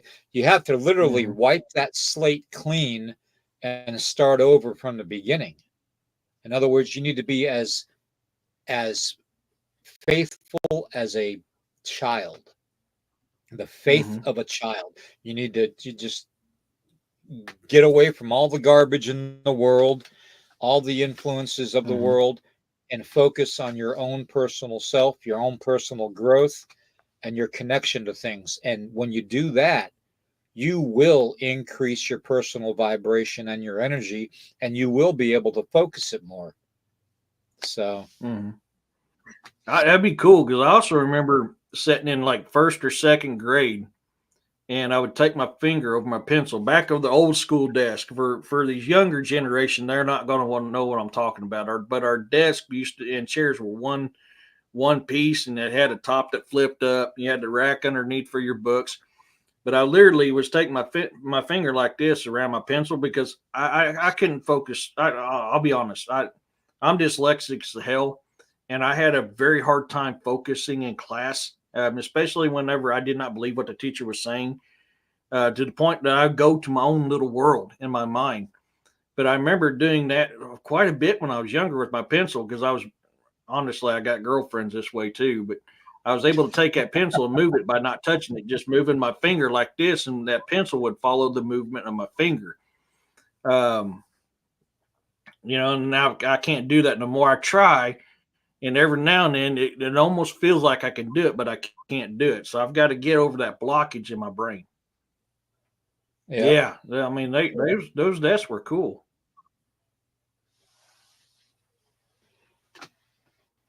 My school desk in the '70s was not a flip up. There was a hole in the floor.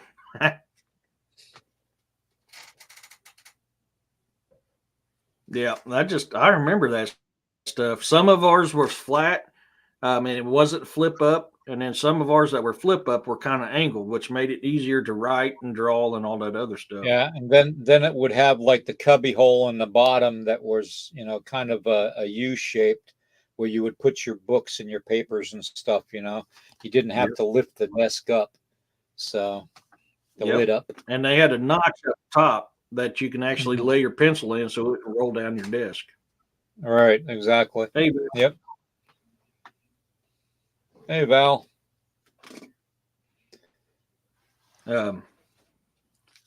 Mine also, and it is fun, but I vividly remember that, being that young and just, I go to daydream mode and start doing things. And all of a sudden I'm like, holy shit, did that just happen? And I keep doing it. And eventually I was able to do it quite often. And of course the girls in the class are like, oh, that's so cool. Hey, I'm so-and-so, I was like, hey, I'm picking up chicks.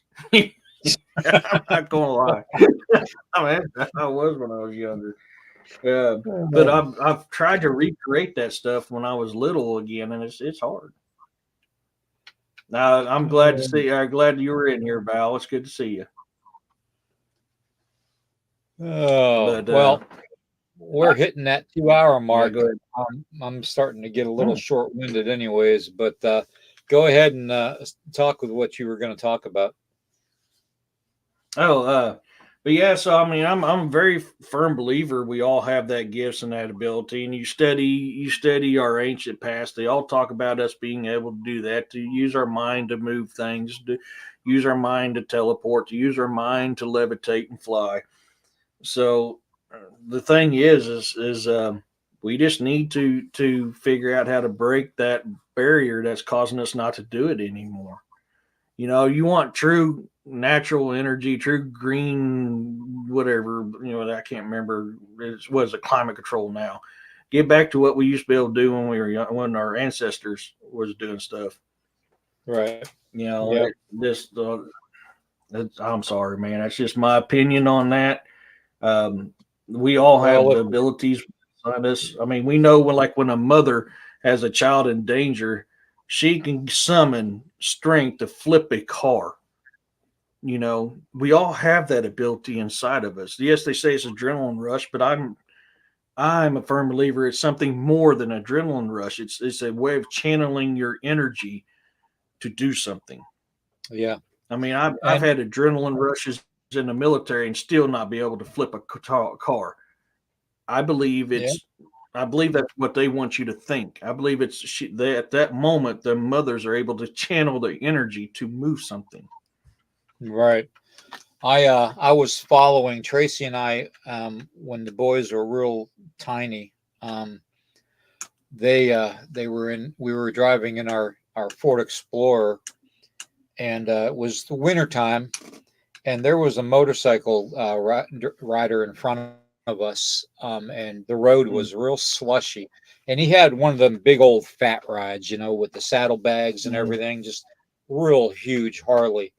And it was a beast of a bike, and next thing I know, he started fishtailing like this because he hit slush, and he went into this ditch, and this ditch was like 6 feet deep, but it was packed full of snow, and the bike landed on top of him, and I ended up stopping right there on the side of the road, and getting out. And I was so hyped up at the time thinking, I got to get this bike off this guy, that I literally picked that bike up and drug it off the guy. And, it's amazing what you can do when you are put in those situations. It's a fight or flight type of a situation. And it does heighten your senses and your adrenaline, but it also triggers something else within us to be able to do that.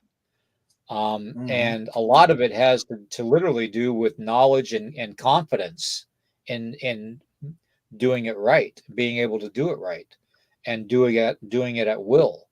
So, yeah. I'm constantly learning how to unlock that stuff, and if somebody beats me to it, man, let me know how. So Well, I'm out of coffee. I'm on my last cup and I'm about halfway done with it.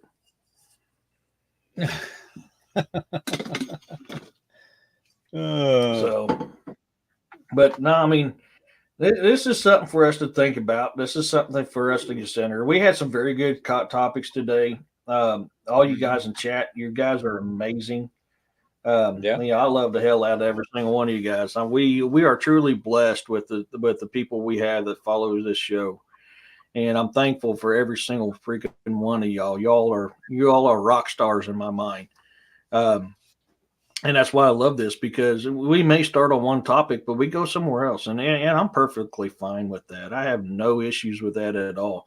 But it's all about learning, and that's why we do this stuff. That's why we do our shows.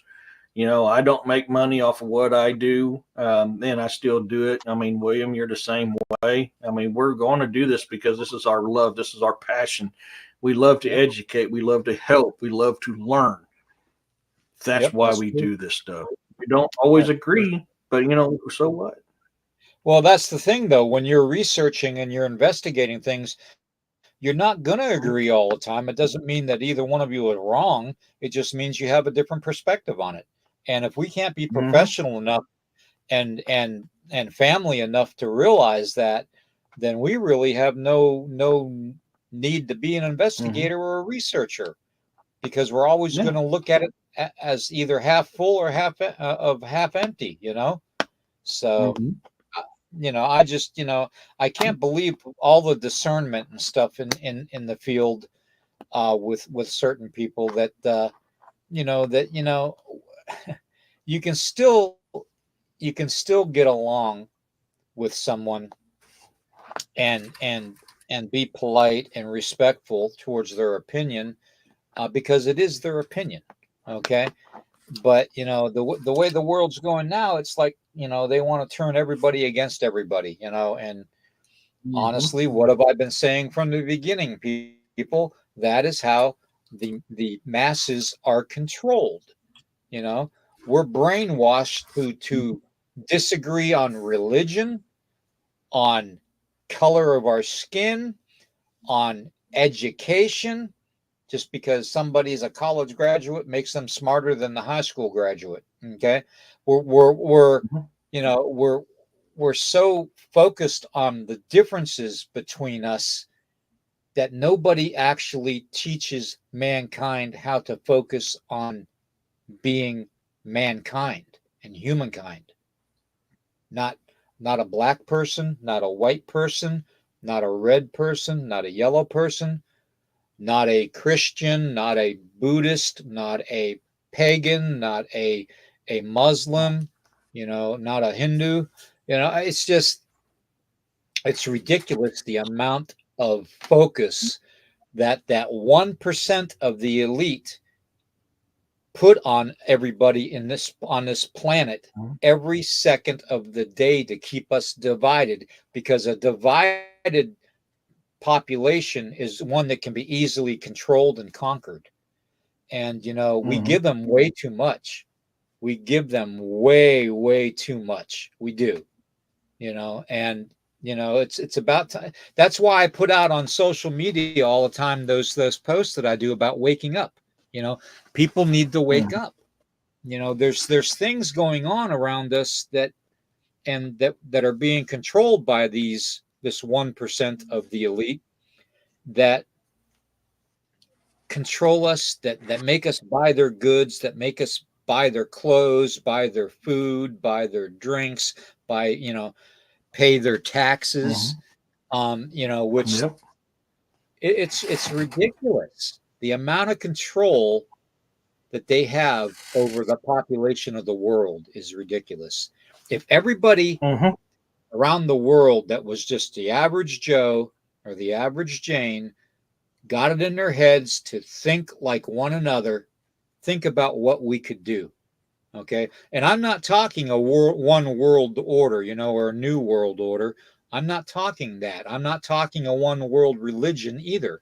I'm talking just being able to live, being Mm-hmm. able to love unconditionally, being able to talk to somebody without that person getting upset with what you're talking about, you know, to they have the ability to just get along, you know, to have the ability to sustain the fact that war happens, you know, to get away from the fact that war has to happen, you know, settle it like it was when we were in grade school, you know, go out in the playground, one-on-one, mano a mano, Yeah. you know, settle it that way, you know. The governor of Minnesota at one time was Jesse Ventura, and the best saying I ever saw, the best saying that I ever saw was on a t-shirt one time, and I had one and I can't remember what I did with it, but it said, our governor can beat your governor up, you know. The governing body, Jesse Ventura.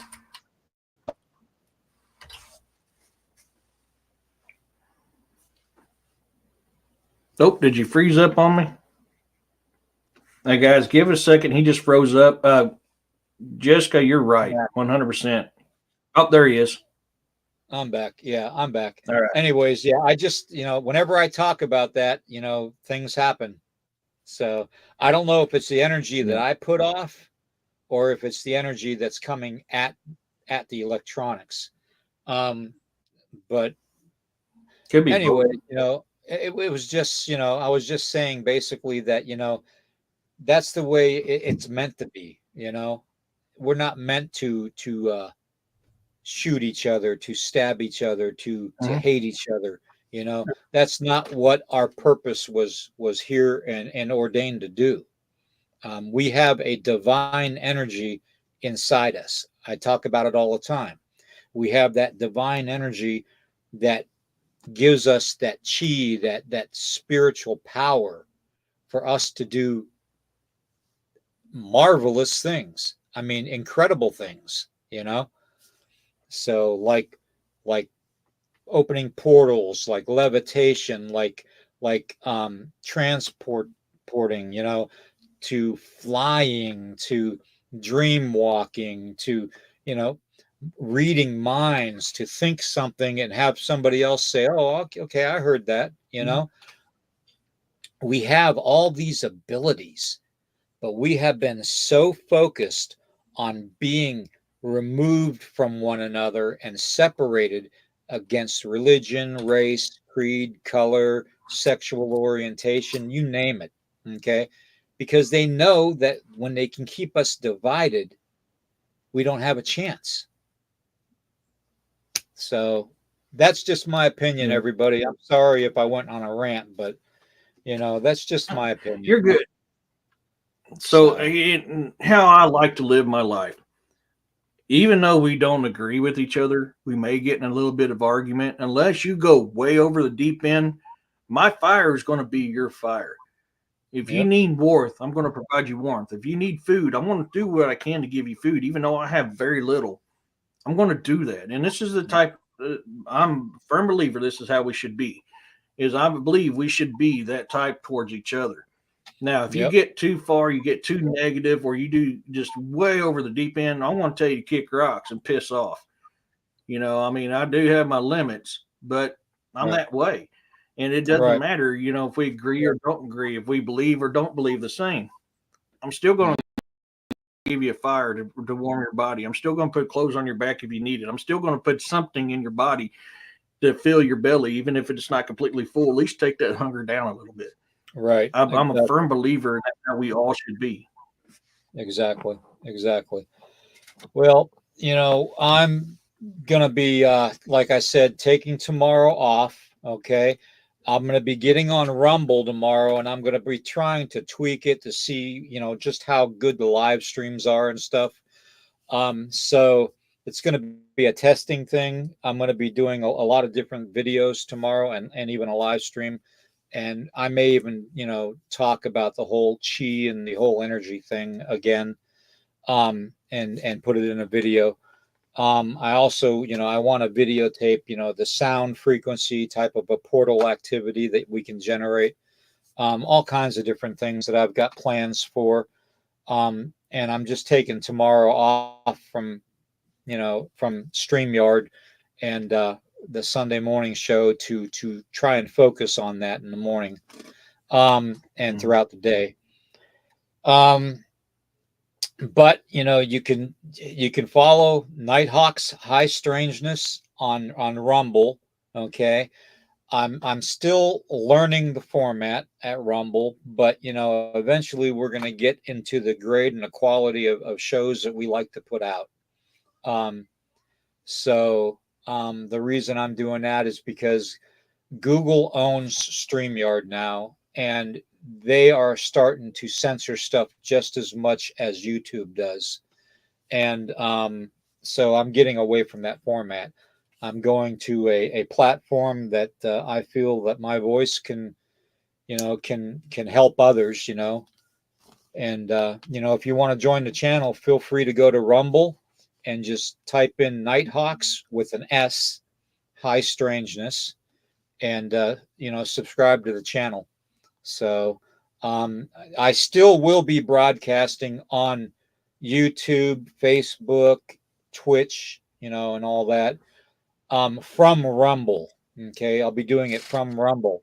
I haven't done it yet. That's why I want to experiment with it before I make all these final decisions. Okay, so everybody just hang with me, and hopefully I'll see everybody tomorrow. Okay. Yeah. I will. You want to go ahead and talk about your show today and what you're doing this weekend and your books? So I will. Okay. Before I came live, I revamped my Patreon. I'm going to have all the same stuff. It's not going to be 3 tiers. It's $3 a person now. Everything, my books, some of my research. I'm going to start slowly transporting everything over to Patreon as well. I know I've been busy as hell not doing it here lately, but I am getting stuff over there. Oh, you got it. Thanks. Sorry, I didn't mean to click that away from what you had, bro. So I was working on that. I'll be doing some more work on it today. I will go live here in a couple hours on Rumble to test it out because it's been a while since I've been on there. So I need to see if anything's changed or not. It's going to be a test run. That way I can help William get set up as well. But I will be putting some information out on it as well. So I will do that here in a couple hours around 1400. Oh, sorry, 2 o'clock p.m. Central Standard Time to kind of play around with it and get things set up. I currently have 6 books out. I just released my newest one, Viking Age, Secrets in Mercia. And also the last 2 books that go on audio are being produced right now. So hopefully soon that will be out and available. Today will be campfire chats with Eric and guest on YouTube and Twitch and Facebook. That's a safe place for you to come and share your encounters. That was a show created by you, the subscribers.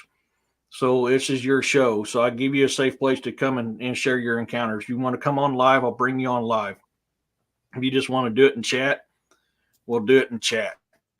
But I'm a strong believer that we should all share our encounters, regardless if we believe in it or not. We should share our encounters because that's your encounter. And if we don't share them, then we lose them. If we lose them, we can't learn from them. So this is what that show is. I'm kicking around possibly doing tomorrow's show on UFOs. I haven't quite decided yet. I'm still trying to get caught up from being at a conference this week. So I'm like way behind the curve and the 8 ball on that. So I'm kicking around possibly doing a show tomorrow on UFOs and the history of UFOs. I'll most likely that's what it's going to be. And that's what I got going on. Outside of that, man, I think that's Eric. That's it. Fall off the UFOs. Freaky. I love UFOs. I've always have ever since I seen the very first one when I was like 8 or 9 in Forsyth, Missouri on Christmas Eve, thinking it was Santa Claus. I've had a love of UFOs. I really do. I'm going to be redoing videos that I've put of people who's shared their encounters. I'll be redoing the videos to make them pop out a little bit more. The more I've learned on how to do these videos, so expect to be seeing that soon in the near future, where I'm going to redo them. It's going to be the same thing as there. I'm just going to add more character to it, more pizzazz to kind of make it, more entertaining than what I was doing before. Right. The more I do this, the more I grow, the better the stuff will be. Well, everybody, our schedule will resume next weekend. Okay, with Into the Red Rabbit Hole and the morning brew shows, the paranormal morning brew shows. Okay, so watch for that. Okay. And like I said, I'm just going to be tinkering tomorrow with a lot of the Rumble stuff, and I'll put out a couple videos, probably short ones like 20, 25 minutes, something to help people with. And then the big one, which is going to be put on the members only site for opening the portals and stuff with the frequencies. So that being said, we love you guys very much. Thank you again to Lene and everybody. Lene, you're awesome. You came through in a pinch when we needed it for the animals here that we take care of and we provide for. So that means a lot. Thank you, thank you, thank you, and thank you to everybody else that bought memberships today. All that helps take care of basically the animals here and the channel. It occasionally it'll go to equipment and stuff like that, but very seldom. I mean, I'm basic. I've got like a $20 camera and a $400 laptop. That's basically what I'm doing the podcast on. So if I can do it, anybody can do it. I just I really appreciate everybody in the chat. You guys are fantastic. And Eric and I and Tracy and I, we love you guys very much, and thank you for being that extended family that we need. Okay, because we need this right now, and I think we all need it. So with that being said, I want to say we will hopefully see you all tomorrow on Rumble. Like I said, it's going to be weird playing with it and stuff. So hopefully we'll see you tomorrow. Take care, everybody. Much love. Peace, love, and blessings, everyone.